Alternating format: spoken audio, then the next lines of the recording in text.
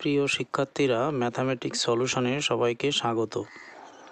আজ আমাদের বিষয় ক্লাস 11 ওয়েস্ট বেঙ্গল বোর্ডের অনুক্রম এবং শ্রেণী থেকে একটা অঙ্ক। দেখো, এখানে রয়েছে ABC গুণোত্তর শ্রেণীতে থাকলে দেখাও যে a square b square c square into 1/a cube plus 1/b cube plus 1/c cube equal to a cube plus b cube plus c cube. তাহলে যেহেতু a b c গুণোত্তর শ্রেণীতে আছে,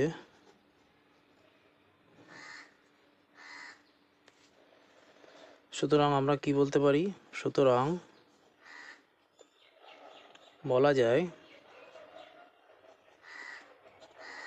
গুণোত্তর শ্রেণীতে থাকলে আমরা বলতে পারি b is equal to a r আর c is equal to a r square. আরটা কি? আর হচ্ছে আর গুণোত্তর শ্রেণীর সাধারণ অনুপাত।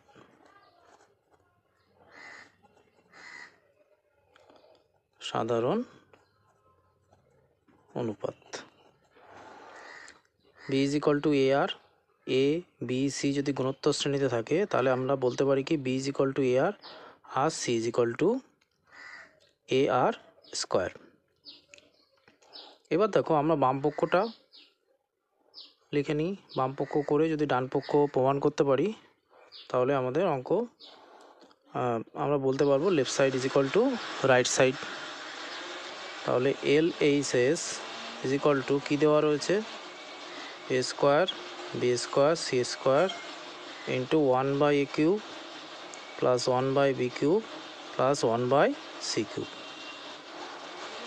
এবার দেখো, এখানে a স্কোয়ার, b এর মান কত দেওয়া রয়েছে? ar।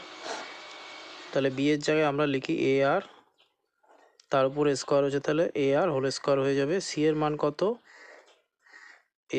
ar স্কোয়ার, আর স্কোয়ার রয়েছে c এর উপরে, ওই জন্য এর উপরেও স্কোয়ার হয়ে গেল। 1/a কিউব প্লাস 1/b এর মান কত রয়েছে? b এর মান রয়েছে ar। তাহলে এখানে যদি ar বসিয়ে দিই, তার উপরে কি রয়েছে? কিউব রয়েছে, প্লাস c এর মান ar স্কোয়ার, তার উপরে কিউব রইল। এটাকে করলে কত হচ্ছে? a স্কোয়ার, আবার এখানে স্কোয়ার করলে a স্কোয়ার আর স্কোয়ার, আবার এই ব্র্যাকেটটা তুলে দিলে কত হচ্ছে? a square r to the power 4। আর এখানে থাকে 1/a cube plus 1/a cube, আর কিউব হয়ে গেল এখানে, আর 1/a কিউব আর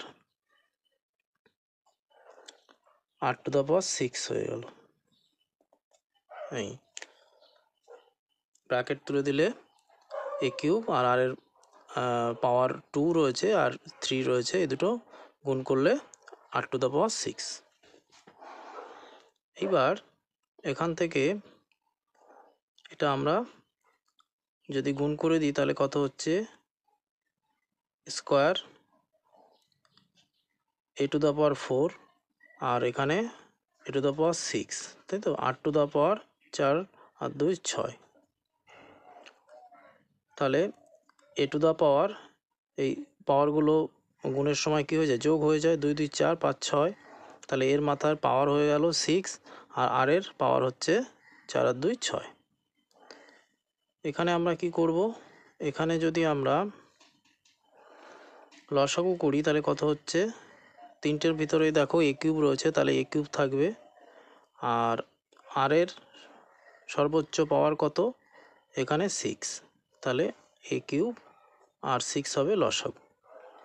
তাহলে a কিউব এখানে ভাগ করলে কী হয়ে যাবে? কেটে যাবে। তাহলে এখানে পড়ে থাকবে আর 6। এখানে ভাগ করলে দেখো a কিউব কেটে যাবে, আর পড়ে থাকবে আর 6, আর আর কিউব ভাগ করলে আর কিউব পড়ে থাকবে, এখানে পড়ে থাকবে আর কিউব, প্লাস এখানে a কিউব আর 6 কেটে যাবে, তাহলে 1 পড়ে থাকবে।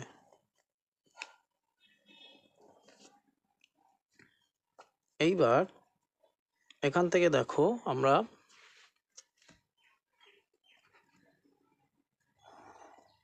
যদি কাটাকুটি করি এই কোণাকোণি, তাহলে এ কিউব আর A6 ক্যান্সেল হয়ে এখানে পড়ে থাকবে এ কিউব, আর R6 এখানে কেটে যাবে। তাহলে এখানে কি পড়ে রইল? এখানে পড়ে রইল এ কিউব,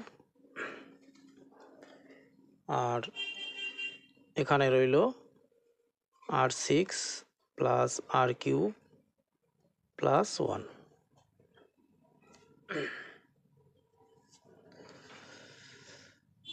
এইবার যদি এটা গুণ করে দিই তাহলে কি হচ্ছে? এ কিউব R6 প্লাস এ কিউব আর কিউব প্লাস এ কিউব। এবার এটাকে আমরা লিখতে পারি এ আর স্কোয়ার এর পাওয়ারে কিউব লিখতে পারি। এ কিউব রয়েছে, তাহলে এটা ব্র্যাকেট দিয়ে কিউব লিখতে পারি, আর R6কে আর স্কোয়ার তার পাওয়ারে কিউব লিখতে পারি, প্লাস এটাকে লিখতে পারি এ আর হোল কিউব প্লাস এ কিউব। এইবার দেখো এ আর স্কোয়ারের আমরা এখানে যদি ভ্যালু পুট করি, এ আর স্কোয়ার মানে সি, এই যে C is equal to A R square এখানে ভ্যালু ছিল, তাহলে এই জায়গায় আমরা লিখতে পারি এ আর স্কোয়ারের জায়গায় সি কিউব। এ আর এর ভ্যালু কত ছিল? বি, তাহলে এখানে লিখতে পারি বি কিউব, আর এখানে তো এ কিউব রয়েছেই, তাহলে এটাকে হয়ে গেল A cube plus B cube plus C cube. এইটাই রাইট সাইডে, আর এই যে রাইট সাইডে কত রয়েছে? A cube plus B cube plus C cube. তাহলে প্রুফ হয়ে গেল, এটা প্রুফড।